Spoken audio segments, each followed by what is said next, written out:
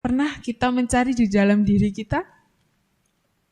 Apakah kita bisa menemukan sosok Abu Bakar ini di dalam diri kita? Bisa. Asalkan kita mengetahui bagaimana caranya. Nah, menjadi orang pertama untuk melakukan suatu kebajikan itu sangat sulit. Karena banyak sekali pertimbangan yang akan dilakukan. Ketika ingin menolong orang, oh ya orang ini baik enggak ya, ingin saya tolong. Oh ya nanti orang ini ketika saya tolong, bisa menghargai tidak ya ketika sudah saya tolong. Dan ada juga ketika menolong orang, mengharapkan timbal balik. Mengharapkan semoga ketika saya nanti menolong ini, orang tersebut juga akan menolong saya. Ada banyak sekali pertimbangan, penilaian sebelum kita melakukan suatu kebajikan. Nah, makanya Sang Buddha menyebutkan, seorang Abu Bakar ini sangat sulit untuk ditemukan.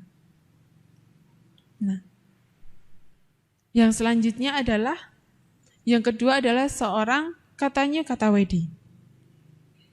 Nah, katanya Kartawedi adalah ketika seseorang yang sadar, yang mengerti ketika seseorang sedang melakukan perbuatan baik kepada kita, kita tergerak mengucapkan terima kasih. Kita sadar bahwa kita sedang ditolong. Saya yakin Bapak Ibu di sini ketika ditolong mampu menunjukkan, memunculkan suatu pengertian ini di dalam batin. Oh iya, saya sedang ditolong. Nah, mampu juga untuk mengucapkan terima kasih. Nah, sulit untuk menemukan orang-orang yang seperti ini. Coba kita renungkan lagi. Dari mulai anak-anak hingga dewasa. Banyak sekali yang telah membantu kita. Orang tua, guru kita. Masih ada ingat yang nama guru SD-nya? Bapak ibunya masih ingat? Masih ya. Jadi masih mengingat perbuatan baik yang telah dilakukan kepada kita.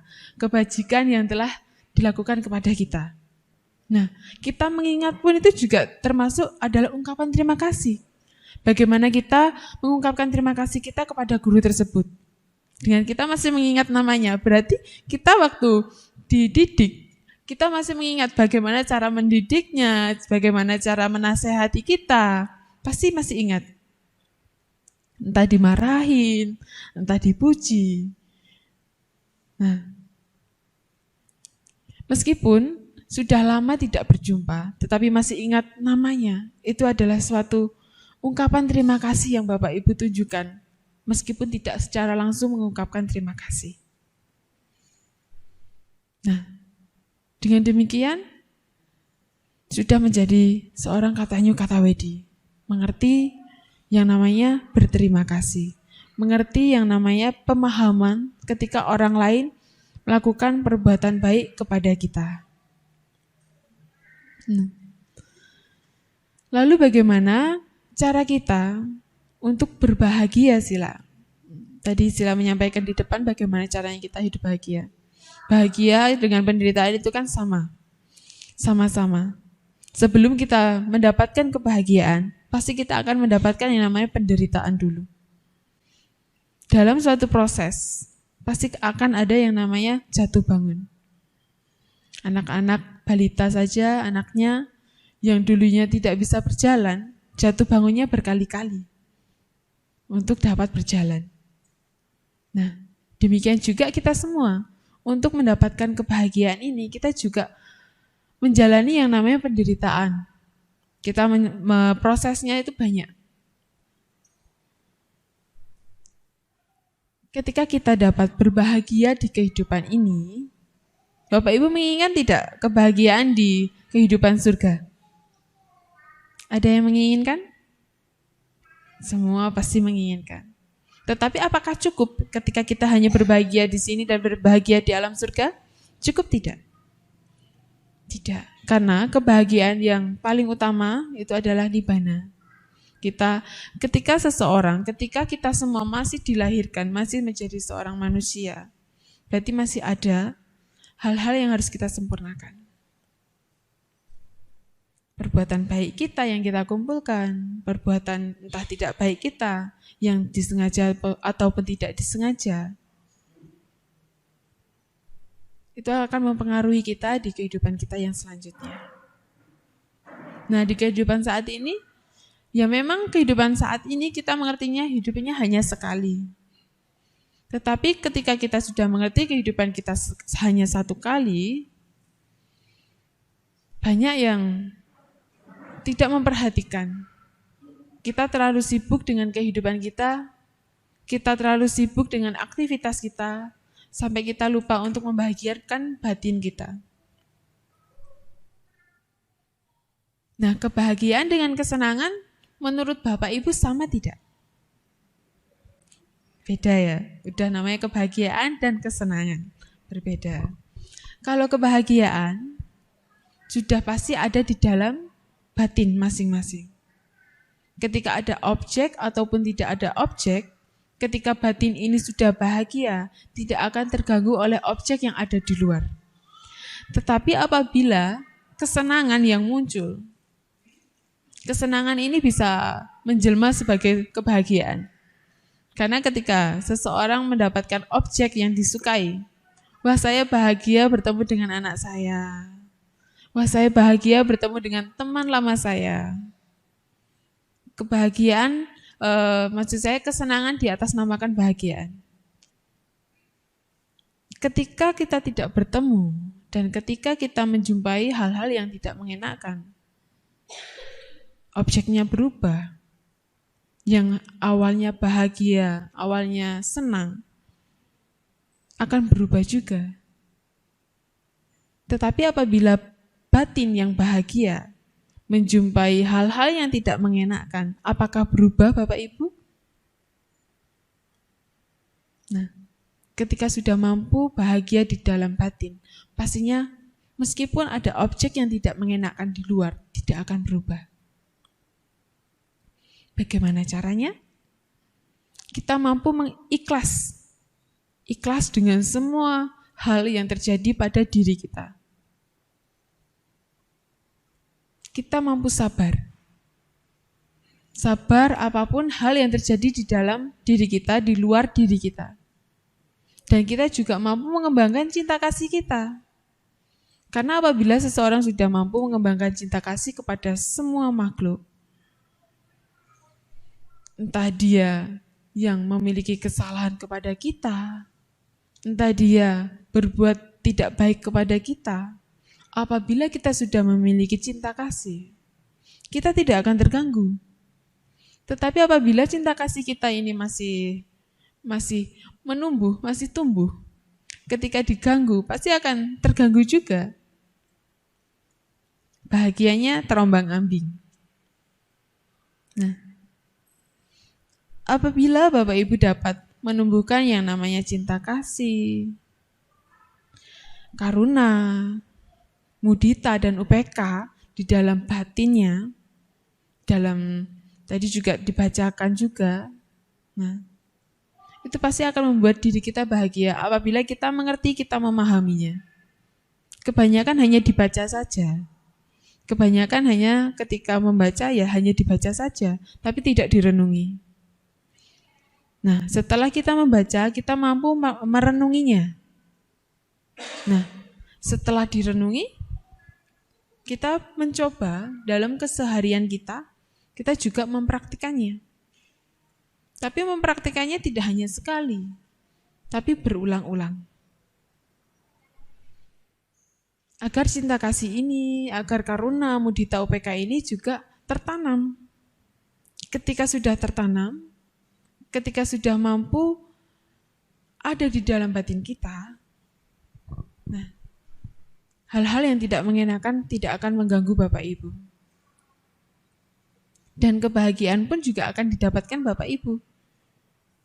Tetapi antara cinta kasih, karuna, mudita, dan UPK masih dilakukannya terkecuali, maksud sila terkecuali adalah saya mengembangkan cinta kasih saya dengan si A, kecuali si B. Bagaimana itu? Saya mengembangkan cinta kasih saya kepada sahabat saya, tetapi tidak dengan si A. Nah, cinta kasih di sini ada universal, tidak ada terkecualian.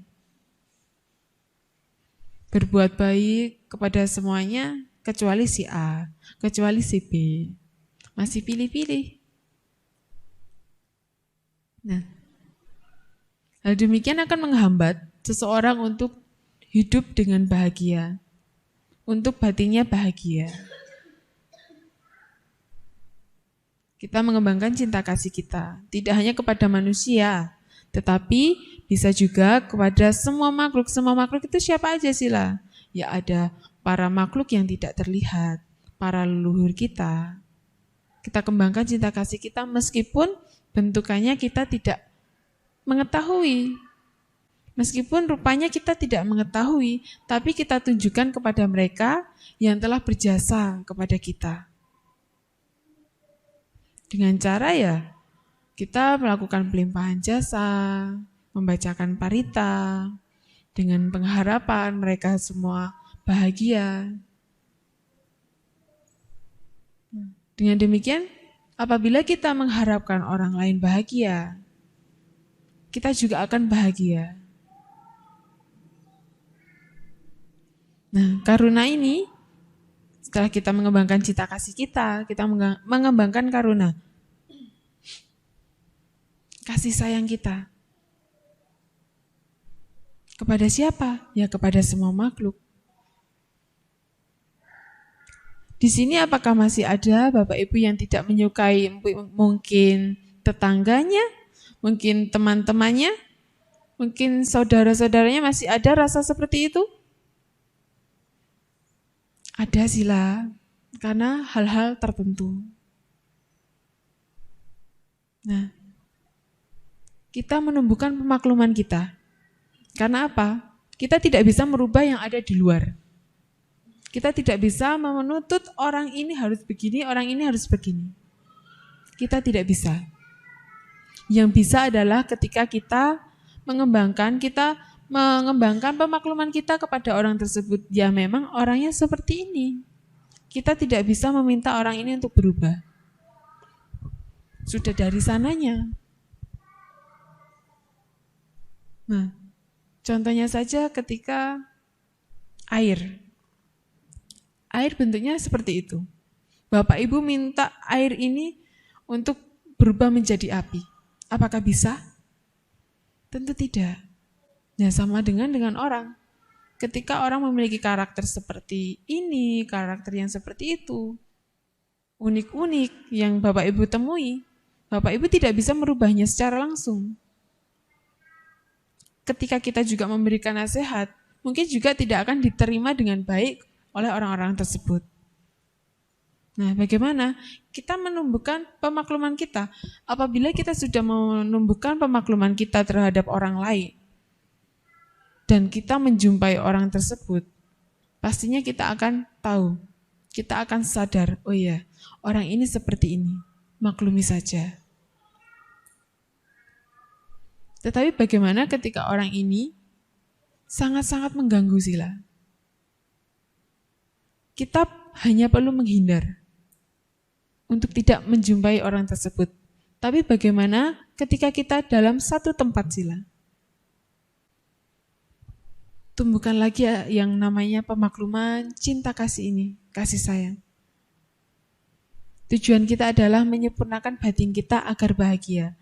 Apabila kita menginginkan bahagia tetapi masih terganggu oleh objek luar, penderitaan yang kita dapatkan. Katanya ingin bahagia, tetapi kenapa masih fokus kepada yang di luar? Katanya ingin menghindari penderitaan, tetapi masih ikut campur yang ada di luar. Masih terkecoh dengan hal-hal yang ada di luar. Nah,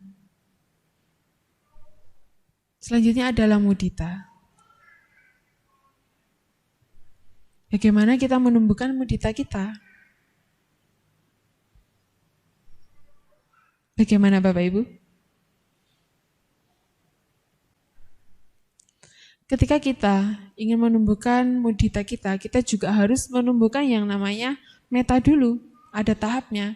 Meta, kita kembangkan cinta kasih kita, karuna, kasih sayang, simpati kita. Nah, yang namanya pemakluman ini tumbuh juga dari yang namanya simpati. Oh iya, kita bersimpati kepada orang. Oh, orang ini seperti ini. Tidak bisa lagi. Bagaimana caranya? Simpati kita akan tumbuh ketika mengetahui orang ini tidak bisa dirubah, orang ini memang seperti itu. Simpati kita tumbuh, kasihan. Kasihan dengan mereka yang memiliki batin yang masih belum bahagia. Karena masih marah, masih emosi, masih terganggu dengan hal-hal yang ada di luar. Kita tumbuhkan saja kasihan kita. Karena sebenarnya orang yang sedang marah, orang yang sedang emosi, sebenarnya ada yang sakit di dalam batinnya. Nah, bagaimana sila ketika kita yang tidak salah apa-apa dimarahin, bagaimana sila? Ada yang dimarahin lalu emosinya juga meluap? Ada. Ada juga ketika dimarahi, emosinya juga tetap stabil. Emosi ini tidak hanya sekedar emosi marah saja. Tapi emosi ini adalah ada emosi sedih, simpati juga termasuk emosi. Nah, bagaimana ketika kita sedang dimarahi? Apa perlu kita juga memarahi balik? Perlu tidak Bapak Ibu? Tidak. Sebagai umat Buddha kita mengerti bahwa untuk tidak membalas hal-hal yang buruk kepada kita, kita juga tidak membalas. Karena sebenarnya sebagai perumpamaan, semua manusia itu istilahnya membawa kantung sampah. Kantung sampah ini apabila kita bawa kemana-mana, kita kumpulkan sampah-sampah batin kita. Kita tidak tahu kita harus bagaimana membuang kantung sampah ini. Ya mungkin ketika kita sedang ada di luar, mengendarai mobil atau sepeda motor, orang yang telah membawa kantung sampah ini dengan sangat berat, emosinya yang sudah meluap-meluap ini, kita ibaratkan kantung sampah ini. Kita bertemu dengan mereka, anggap saja kita melakukan perbuatan baik dengan mendengarkannya. Karena ketika seseorang membawa kantung sampah ini, membawa hal-hal yang tidak baik yang ada di batinnya, orang tersebut membutuhkan pertolongan kita.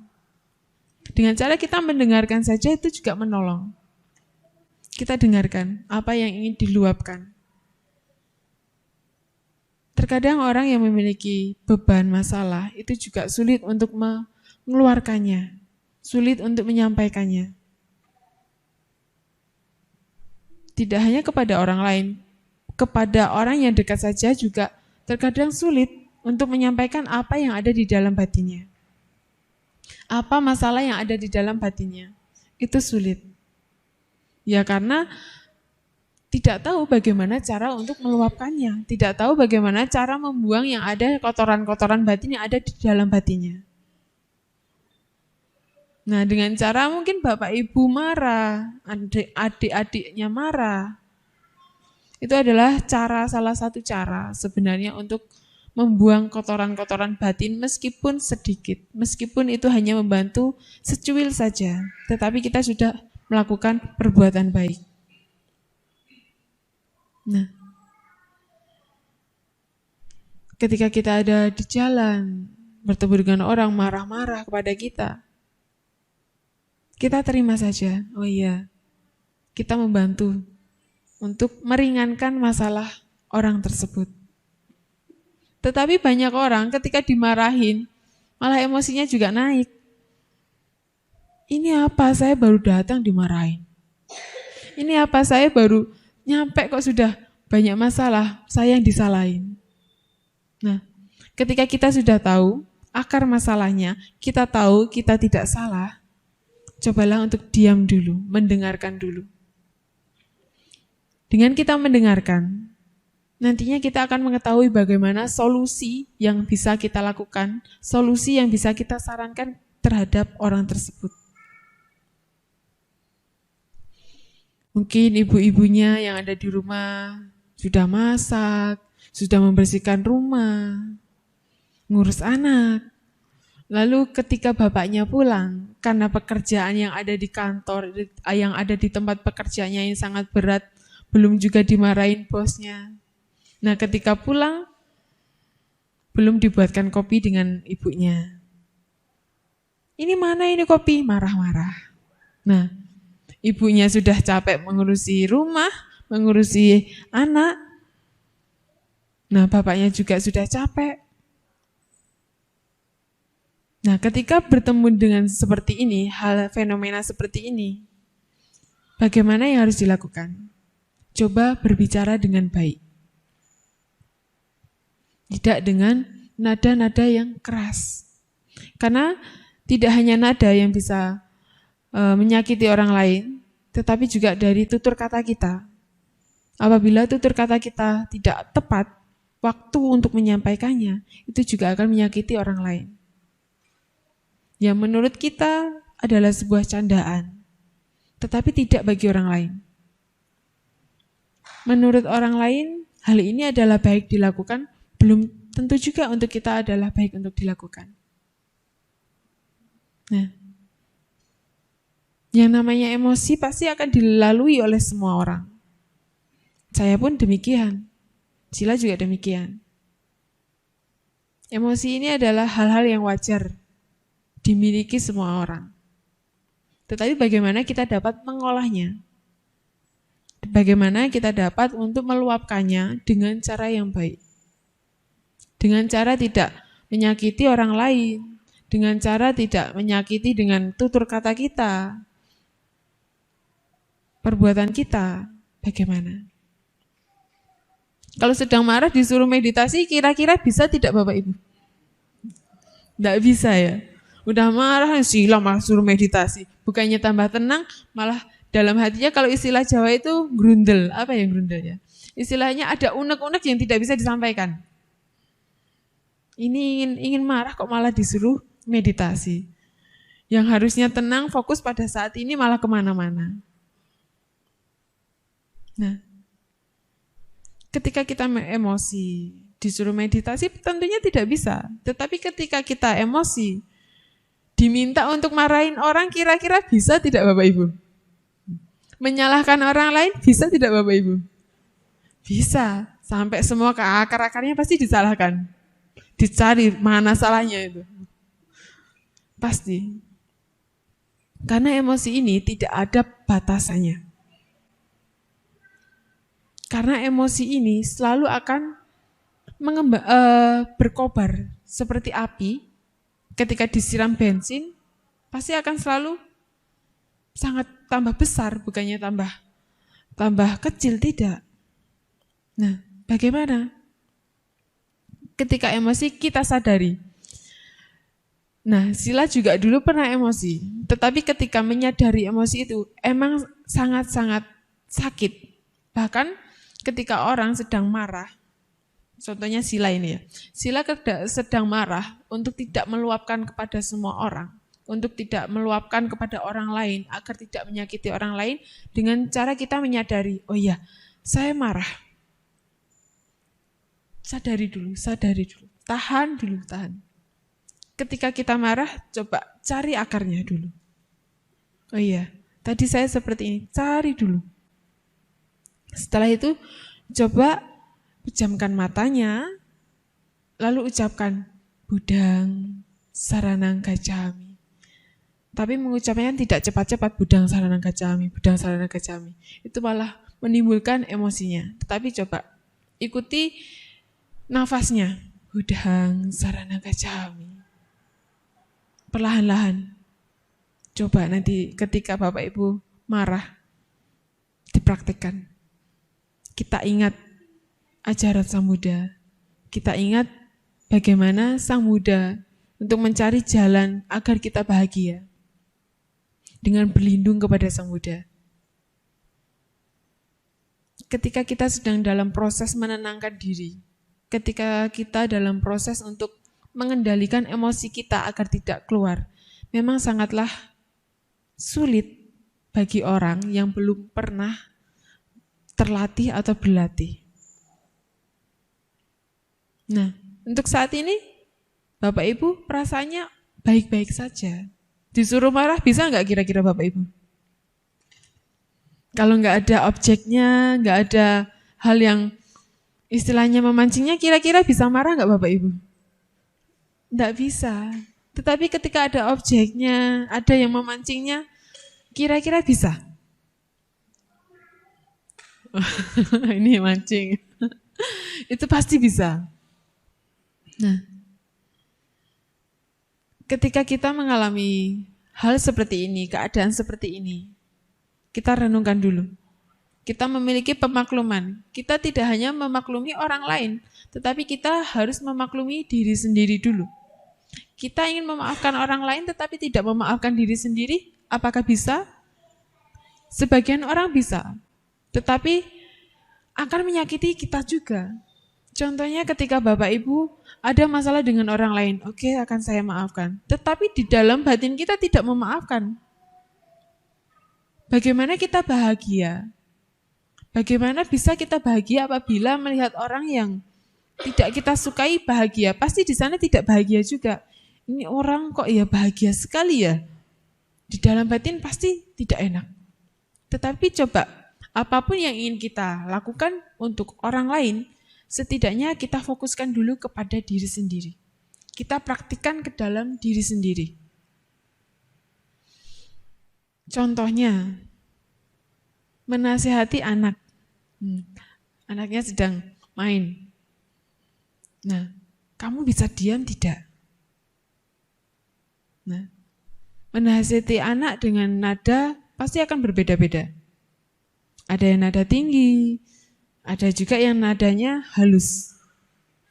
Ketika anak-anak dikasih tahu dengan nada tinggi, anak-anak responnya bagaimana? Bagi Bapak Ibu yang memiliki anak-anak?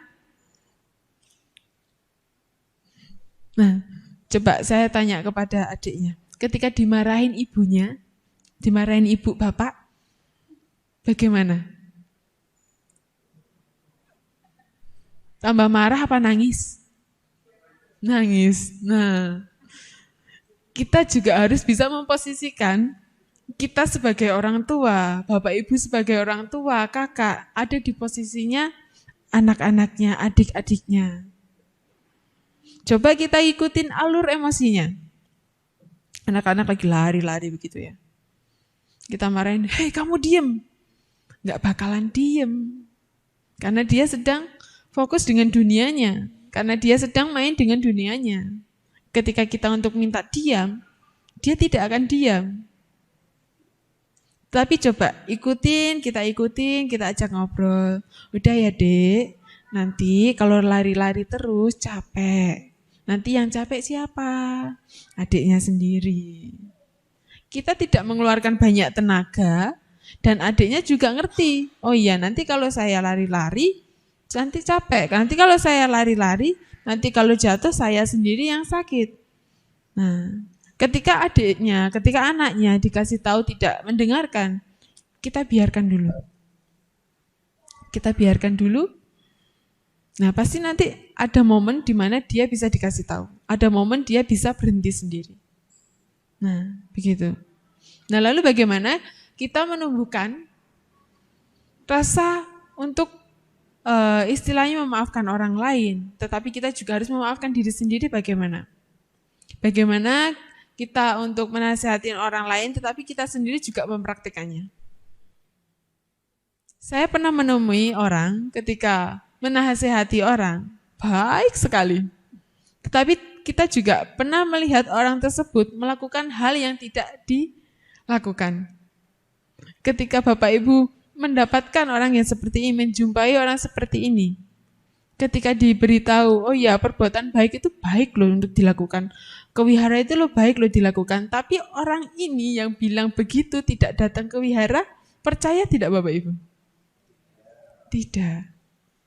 Nah, inilah yang namanya ajaran Sang Buddha, bagaimana kita dapat membuktikannya sendiri.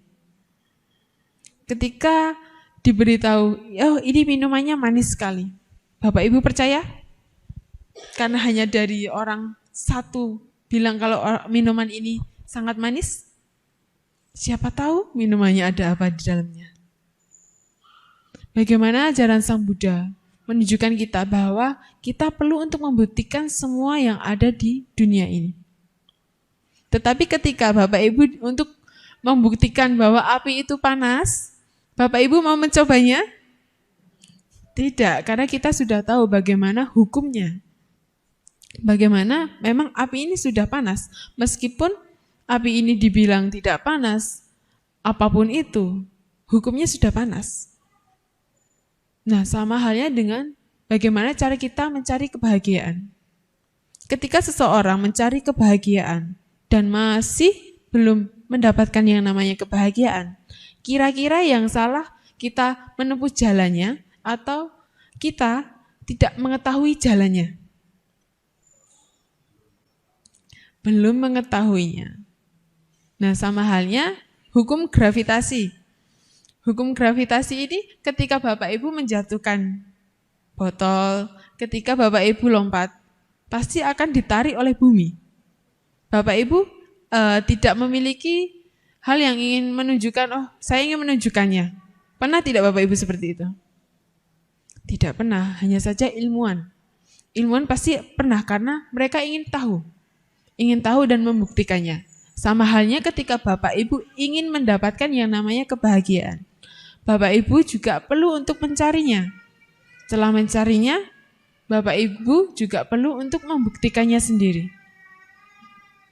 Nah, sedang tidak bahagia. Nah, dengan demikian, bagaimana caranya? Kita harus memiliki jalannya dulu. Mau bahagia, tetapi tidak tahu jalannya. Mau bahagia, tetapi salah jalannya. Masih banyak. Sudah diberikan jalan oleh Sang Buddha, tetapi masih cari jalan yang lain, ada? Ada. Jalan yang Sang Buddha, ingin bahagia ya sama seperti yang Sila sampaikan di awal. Menjadi orang yang sulit ditemukan. Itu juga akan mempengaruhi kebahagiaan kita. Karena ketika kita dapat menjadi seorang pubakari, melakukan kebajikan sebagai orang yang pertama, pastinya kita akan selalu melakukannya. Kita tidak menunggu orang lain. Itu adalah jalan yang pertama. Kita tidak menunggu orang lain untuk melakukan kebajikan pada diri kita. Lalu yang kedua, menjadi seorang katanya kata wedi. Mengerti dan memahami apabila seseorang sedang melakukan kebajikan kepada kita dan mampu menyampaikan rasa terima kasih, mampu mengungkapkan terima kasihnya. Ini pun juga adalah jalan kebahagiaan.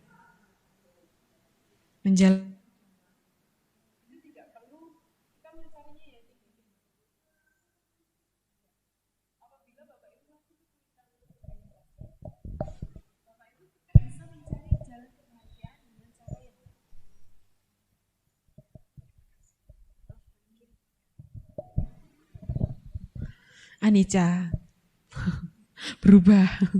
Namanya penderitaan pasti akan berubah dalam kebahagiaan. Anicca, contohnya tadi sudah ada. Nah, selanjutnya, ketika seseorang dapat mempraktikkan pubakari, dapat menumbuhkan katanya kata wedi, ini adalah jalan kebahagiaan yang dapat Bapak Ibu praktikan. Awalnya mungkin Bapak Ibu memahami yang namanya, oh orang ini sedang melakukan kebajikan, ya sudah, memahami saja.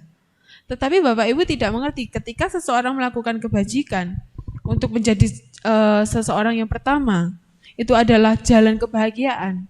Bapak Ibu tidak akan melakukannya, tetapi apabila sudah mengerti, pasti Bapak Ibu akan berlomba-lomba. Oh ya, ini untuk jalan kebahagiaan saya. Nah, jalan pertama sudah ditemukan. Nah, jalan kedua, menjadi seorang yang mampu, mau, dan mengerti bahwa kita harus mengucapkan terima kasih kita kepada orang lain. Ada yang di sini ketika ditolong orang lain tidak pernah mengucapkan terima kasih ada? Sepertinya tidak ada. Karena umat Buddha pasti mengerti yang namanya berterima kasih. Tidak hanya berterima kasih diungkapkan dengan kata-kata saja. Ucapan terima kasih itu bisa dilakukan dengan perbuatan. Meskipun kita juga tidak menginginkan perbuatan tersebut, menginginkan perlakuan tersebut terhadap diri kita. Apabila orang ini memiliki kesadaran, oh ya, si A, si B, bapak, ibu, anak ini pernah membantu saya. Pasti akan dibantu, karena ia memiliki yang namanya katanya kata wedi. Nah, apabila kita mampu mengembangkan kedua ini, kita pastinya akan bahagia.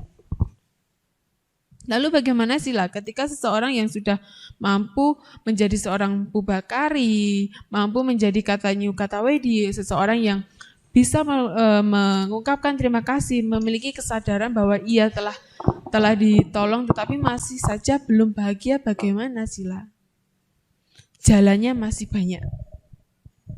Ini adalah salah satu cara, salah satu jalan yang ditunjukkan Sang Buddha dengan cara seperti itu. Nah, bagaimana caranya ketika kita sudah melakukan kedua hal ini tetapi masih tidak bahagia? Namanya mencari kebahagiaan sampai lupa pada saat ini harus bahagia. Kita datang ke wihara, itu juga ada kebahagiaan. Coba kita hidup di saat ini. Tidak di masa lampau, tidak di masa yang akan datang. Kita fokusnya untuk pada saat ini. Bapak Ibu fokusnya di saat ini adalah mendengarkan dhamma, ya sudah mendengarkan dhamma. Bapak Ibu setelah ini nanti pulang, oke, direncanakan dulu. Direncanakan dulu. Tetapi yang harus kita fokuskan adalah kita yang ada di saat ini.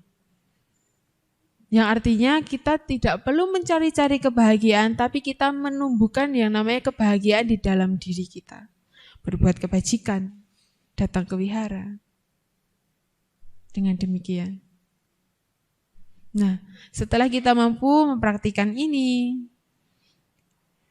Bapak Ibu juga sudah memiliki kebahagiaan yang 4 kebahagiaan tadi. Masih ingat? Yang pertama, ati suka. Yang kedua, boga suka. Yang ketiga, anana suka. Yang keempat, anawija suka. Nah, suka semua ya, suka. Suka itu adalah kebahagiaan. Semoga kebahagiaan juga ada pada Bapak Ibu meskipun 4 ini belum terpenuhi semua. Tetapi kebahagiaan tidak hanya dari materi saja. Kebahagiaan itu kita timbulkan dalam diri kita sendiri. Apabila 4 materi ini tidak dapat kita dapatkan, tetapi apabila batin kita mampu menyadari bahwa hal ini baik untuk dilakukan, hal ini akan membawa kebajikan, kebahagiaan, lakukanlah. Karena ketika materi yang dapat kita dapatkan hilang, maka akan muncullah penderitaan. Karena kita terlalu melekat kepada materi-materi tersebut. Nah, salah satunya adalah kita harus melepas juga. Untuk mencari kebahagiaan itu kita harus melepas. Nah, dengan demikian kita juga memahami, oh iya, melepas itu tidak semuanya dilepas, tidak. Kita mengerti porsi-porsi yang harus dilepaskan itu bagaimana. Memiliki kekayaan, tapi juga memiliki keluarga, dilepas kekayaannya, keluarganya bagaimana. Nah, kita juga harus menumbuhkan yang namanya kebijaksanaan. Nah, semoga dengan uraian dhamma ini Bapak Ibu tidak sibuk mencari kebahagiaan, tetapi menumbuhkan, menanamkan kebahagiaan yang sudah ada dan kita munculkan lagi. Dengan cara kita menjadi seorang pubakari. Tidak jauh-jauh, tidak berat-berat. Melakukan sebagai orang yang pertama kali melakukan kebajikan itu sudah akan membuat kita bahagia. Meskipun tidak di saat ini, tetapi kita mengumpulkannya. Nah, sudah menjadi seorang pubakari. Bapak Ibu juga bisa menjadi seorang katanya kata wedi. mengerti, memahami seseorang yang telah melakukan kebajikan kepada kita. Dan kita mampu untuk mengungkapkan rasa terima kasih, mampu menyampaikan rasa terima kasih. Ini pun juga adalah celengan kebajikan yang nantinya akan menyelamatkan Bapak Ibu dari penderitaan. Tidak apa-apa hari ini kita menderita, tidak apa-apa, karena semuanya adalah butuh proses. Kita menjadi dewasa, tua untuk saat ini, duduk di sini, dari rumah sampai ke sini saja juga butuh proses. Nah, dengan demikian semoga dengan segala proses yang dijalani, dengan segala semua hal-hal hambatan, tidak mematahkan semangat Bapak Ibu untuk selalu berbuat baik. Datang ke wihara meskipun hujan, meskipun banjir, itu tidak mematahkan semangat Bapak Ibu. Dengan demikian mari bersama-sama selalu mengembangkan kebajikan, membuat kebajikan, menumbuhkan batin kita untuk agar selalu bahagia. Dengan demikian pasti di kehidupan ini kita akan bahagia. Semoga uraian damai singkat ini dapat dipahami Bapak, Ibu, dan adik-adiknya semua. Dan semoga dapat dilakukan dalam kehidupan sehari-hari dan dapat menumbuhkan keyakinan kepada Buddha, Dhamma, dan Sangha. Selamat malam, Sotihotu, Namo Buddhaya.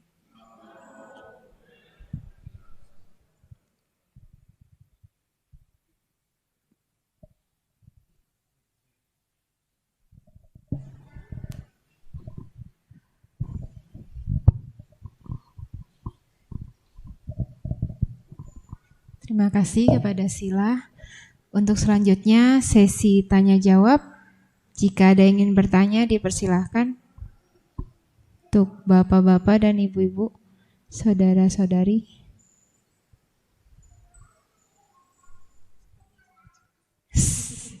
Sudah jelas semua?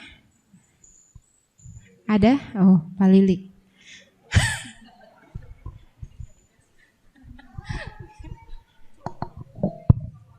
Baik, terima kasih Sila, selamat malam. Selamat malam.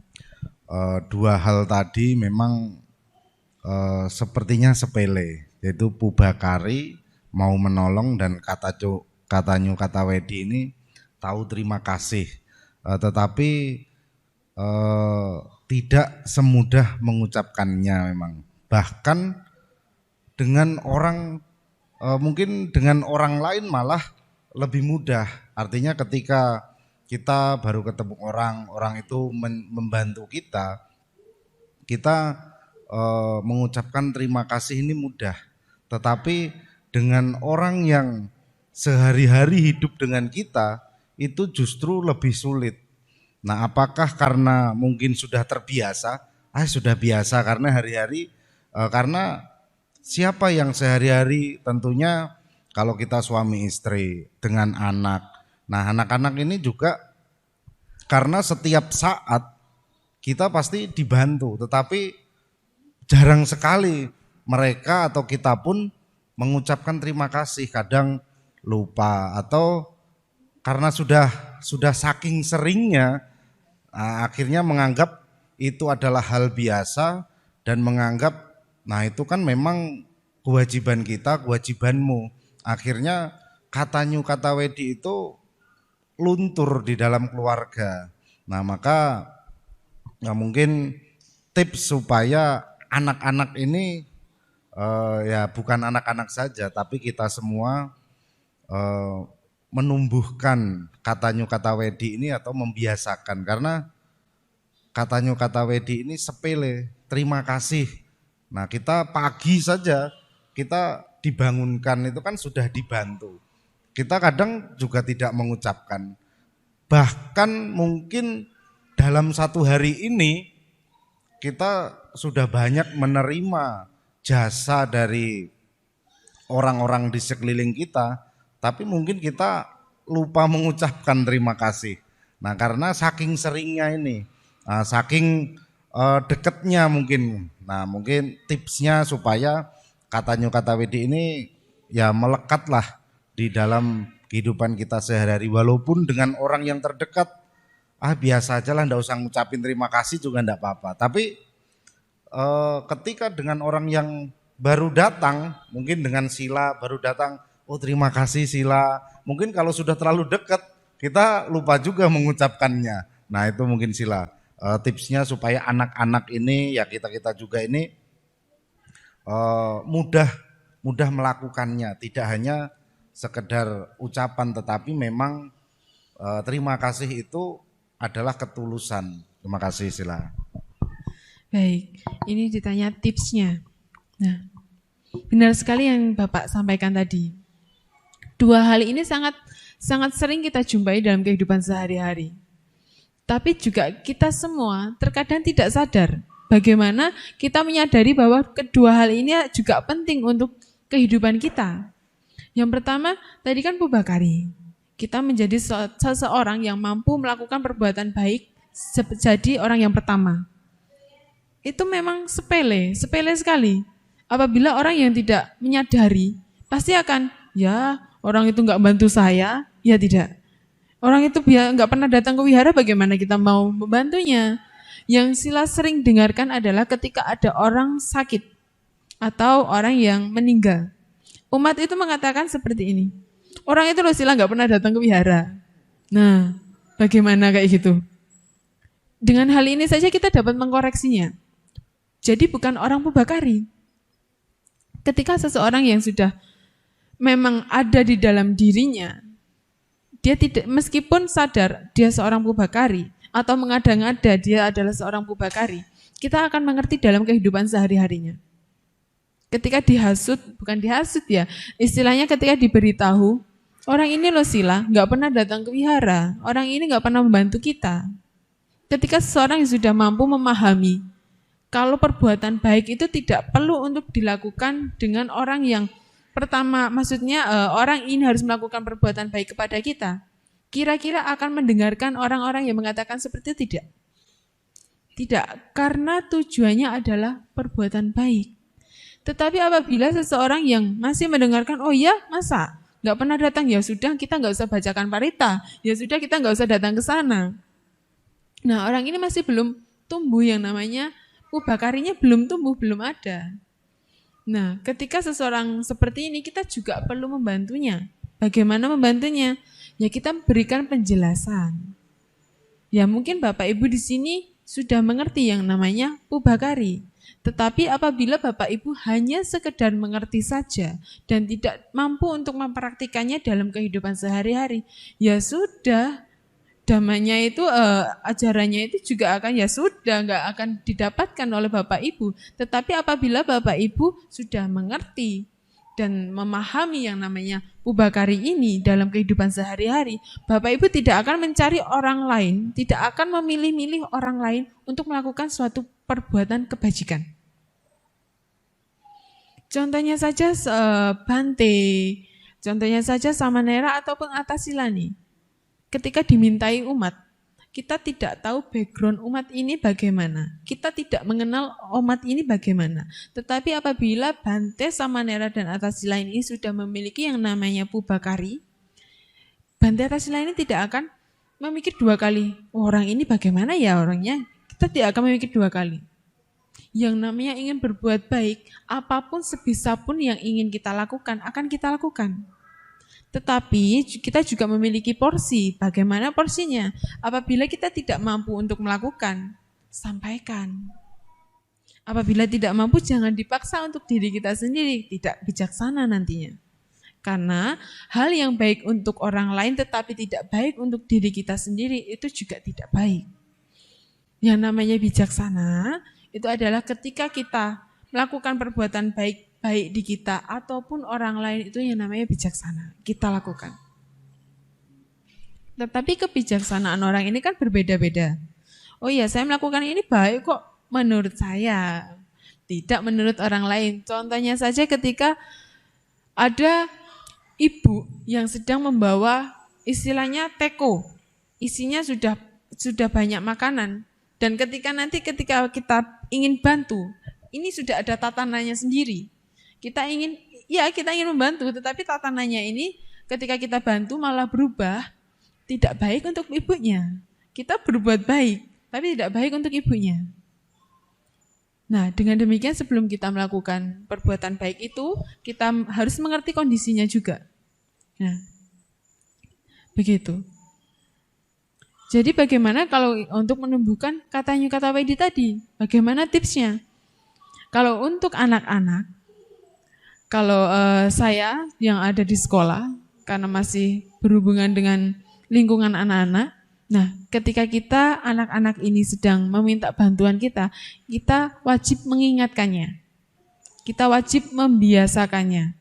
Karena apapun yang tidak terbiasa, itu juga tidak akan dilakukan. Nah, nah seperti itu. Ketika kita memberitahu anak-anak, kita juga harus mengerti bagaimana alur emosinya. Yang anak-anak yang awalnya tidak bisa dikasih tahu dengan kasar, jadi tidak akan masuk kepada batinnya dia. Tetapi kita harus masuk ke dalam dunianya dulu. Oh, anak ini dengan begini bisa dikasih tahu. Kita harus ikut alurnya dulu. Nah, untuk membiasakannya, kalau untuk anak-anak kita biasakan mulai dari sejak dini. Ma minta itu ma, tidak mengatakan tolong. Banyak ketika orang ingin meminta tolong, tapi bukan minta tolong, malah menjadi menyuruh. Karena kata tolong biasanya tertinggal. Ya tidak, coba Bapak Ibu ingat-ingat ketika meminta tolong kepada entah istrinya, anaknya, coba ambilkan itu di meja. Kita mikirnya minta tolong, tetapi kata tolong kan tidak ada. Yang dimintain tolong, menangkapnya, mama dan papa ini nyuruh-nyuruh aja. Ya tidak. Nah ketika sudah mengerti seperti itu, kita sendiri juga harus mampu mengingatkan. Yang namanya minta tolong memang sepele. Bahasa tolong saja itu memang sepele.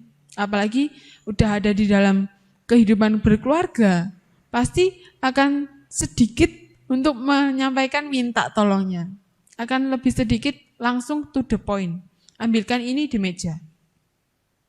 Nah, dengan demikian ketika Bapak Ibu sudah mengerti yang namanya minta tolong, mengucapkan terima kasih itu kan penting.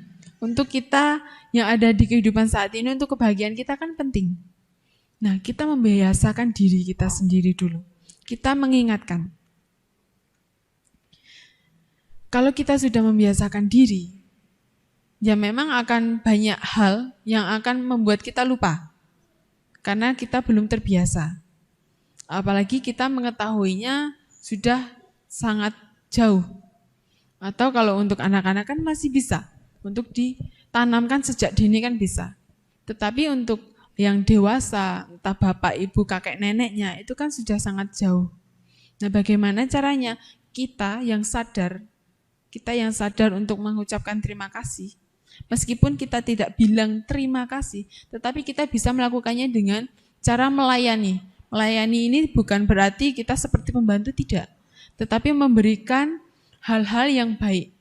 Seperti bapaknya sudah bekerja, ibunya juga bekerja di rumah. Itu adalah suatu ungkapan terima kasih juga.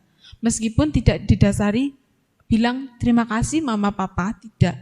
Tetapi kita mengerti kewajiban kita, ya tidak. Ketika memiliki kewajiban, oh ya ini kewajiban saya. Kita coba renungi lagi, kita cari lagi, oh ya ini adalah suatu bentuk rasa terima kasih kita meskipun kita tidak mengucapkan terima kasih. Dengan menjalankan tanggung jawab masing-masing. Tanggung jawab seorang ibu bagaimana di rumah, tanggung jawab seorang ayah bagaimana, dan tanggung jawab seorang anak. Kita selalu melakukan perbuatan-perbuatan yang istilahnya melayani kedua orang tua, melayani anak. Yang dilayani tidak hanya anak saja, tidak hanya kedua orang tua saja, tetapi semuanya yang berhubungan, yang pernah melakukan kebajikan kepada kita yang belum sempat kita ucapkan terima kasih. Nah, ada sebagian orang juga ketika sedang melakukan perbuatan baik, saya melakukan perbuatan baik ini kok orang itu nggak bilang terima kasih ke saya. Ada sebagian orang yang mengharapkan seperti ini ada. Tetapi orang tersebut yang belum memiliki yang namanya kata nyu kata wedi juga akan sulit. Ya dengan cara datang ke wihara seperti ini, pasti ketika Bapak Ibu datang ke wihara, bertemu dengan orang-orang yang jarang diketemui, ketika ditolong pastinya akan mengucapkan terima kasih telah membantu saat ini. Nah, ada kira-kira Bapak Ibu ketika ditolong yang ada di sini langsung pergi saja itu ada? Nah, dengan ada sebagian ada sebagian yang tidak. Karena datang ke wihara ini juga memupuk kebajikan. Yang awalnya tidak terbiasa untuk kita lakukan, pasti akan terbiasa kita lakukan karena kita melihat orang lain telah melakukannya. Contohnya, seseorang yang tidak mengerti ajaran Buddha, baru masuk melihat Bapak Ibu duduk. Apakah orang itu akan tetap berdiri? Orang itu akan mempelajari sekitarnya. Oh iya, baru pertama kali masuk, orangnya semuanya duduk. Oh, saya juga ikut duduk. Pembiasaan pertama. Lalu pembiasaan kedua. Bapak Ibu membaca parita. Orang tersebut belum mengerti parita. Belum mengerti apa yang kita ucapkan. Pasti orang tersebut juga akan bertanya, apa yang dibaca? Pembiasaan kedua. Dengan pembiasaan-pembiasaan kecil ini yang tidak semua orang perhatikan, itu akan membuat suatu kebiasaan yang baru untuk kita. Ya semoga dengan sudah mengerti yang namanya kata Nyukata Wedi, meskipun Bapak Ibu dan anaknya tidak langsung menyampaikan terima kasih, tetapi mengerti kewajibannya sebagai seorang ayah, seorang ibu dan seorang anak, itu adalah sebuah rasa terima kasih yang tidak terucapkan. Itu adalah rasa terima kasih yang dilakukan. Nah, begitu. Mungkin bisa dipahami Pak ya? Bisa, terima kasih Sila. Oh ini satu lagi Sila, karena kasus yang sering terjadi. Nah apakah saya belum pubakari karena hampir setiap hari di meja kerja ini ada undangan dan tidak pernah saya datangin. Nah karena tidak kenal. Nah itu kan tadi kita harus membantu berbuat kebajikan walaupun kepada orang yang tidak kita kenal.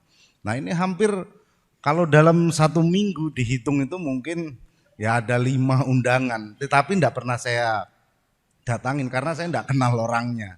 Nah apakah hal seperti itu belum pubakari atau dengan tidak mendatangi karena kita berpikir ya kita tidak kenal orangnya, apakah dengan pikiran seperti itu juga bisa disebut sudah bijaksana atau bijak sini saja? Nah begitu Sila, karena ini memang sering terjadi di kalangan masyarakat kita. Kadang kalau di Bero ini yang punya hajat itu saudara jauh, itu hampir semua dikenal tidak dikenal itu dikasih undangan. Nah karena ketika kita datang ini kan kita juga berbuat kebajikan karena sudah diundang, kita bisa hadir, ikut bermudita cita lah, artinya ada orang lagi senang, kita juga ikut datang senang. Tetapi kadang kita tidak saudara bukan, teman juga bukan, kenal juga tidak. Nah tapi ada nama kita, karena kalau di sekolah ini kan orang ngasih undangan itu kadang hanya datang ke TU minta daftar nama, enggak kenal pun ditulis namanya semua. Nah seperti itu Sila. Terima kasih. Apakah itu juga termasuk tindakan yang tidak pubakari atau sudah bijaksana lah dengan kita berpikir tidak kenal ya sudah tidak hadir begitu. Terima kasih Sila. Baik, nah yang namanya pubakari ini adalah kita melakukan kebajikan kepada siapapun meskipun kita tidak mengenalnya. Meskipun itu bukan manusia, entah itu hewan atau apapun itu, kita melakukan kebajikan adalah contoh orang yang menjadi seorang pubakari. Nah bagaimana Sila kalau dengan undangan yang datang tapi kita tidak kenal? Kita tumbuhkan yang namanya kebijaksanaan. Kalau itu kita tumbuhkan yang namanya kebijaksanaan. Bagaimana kebijaksanaannya? Di sini Bapak tidak mengenalnya. Tetapi Bapak juga pasti memiliki yang namanya kenalan-kenalan kan. Nah, entah Bapak waktu diundang memang lupa dengan namanya atau memang tidak kenal, tapi Bapak juga harus menunjukkan kebijaksanaannya Bapak. Saya tidak kenal. Ada dua kemungkinan. Yang pertama, memang tidak kenal, Bapak saja yang tidak kenal. Nah, itu adalah bisa Bapak bisa melakukan tidak hadir juga tidak apa-apa. Karena Bapak mengerti, ketika saya hadir, Bapak nanti akan membuat suatu hal yang berbeda tidak?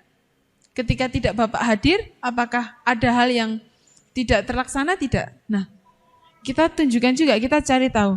Nanti kalau saya hadir, ini dengan kebijaksanaan ya. Ketika saya hadir, nanti acara nggak terlaksana. Tapi saya tidak kenal orang ini. Nah, contohnya para pejabat. Kalau para pejabat diundang, contohnya diundang ke wihara-wihara. Contohnya bapak pejabatnya tidak kenal siapa, ini tidak tahu.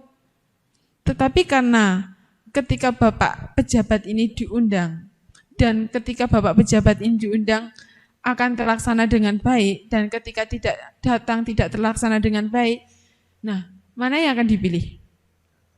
Datang, karena sudah mengerti ketika saya tidak mengenal orang ini, tapi ketika saya tidak hadir, acara tidak berjalan dengan lancar. Kita temukan juga namanya kebijaksanaan. Tetapi apabila kita tidak hadir dan kita tidak mengenal yang mengundang, kita tergantung pada kita. Tergantung pada kita itu adalah ketika Bapak ada waktu tidak untuk datang ke hal ini, ada yang lebih penting tidak dari acara ini. Begitu. Nah, dengan demikian pasti akan ada pertimbangan-pertimbangan yang harus dilakukan. Pertimbangannya dengan demikian. Bapak nanti kalau hadir, acara nanti nggak meriah, nggak ini. Tapi saya nggak kenal bagaimana sila gitu. Iya, istilahnya nggak kenal bagaimana. Nah, saya nggak kenal, terus nanti kalau saya hadir malah nggak jalan. Nah, itu berarti Bapak berperan penting di acara tersebut meskipun Bapak tidak mengenalnya. Nah, apabila Bapak ada hal yang tidak dapat ditinggalkan, Bapak juga harus tahu bagaimana yang harus diprioritaskan. Begitu. Dan apabila acara itu ada tidak adanya kita ada acara berjalan dengan lancar, kita enggak kenal ya, kembali lagi kepada Bapak. Gitu. Ya, sama-sama.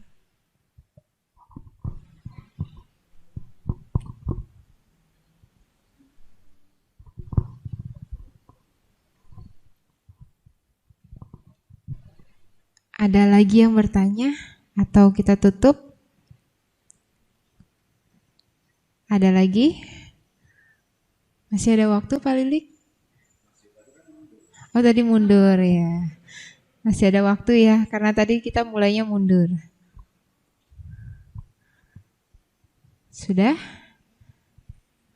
Jika tidak ada, iya, dingin semua ya, iya.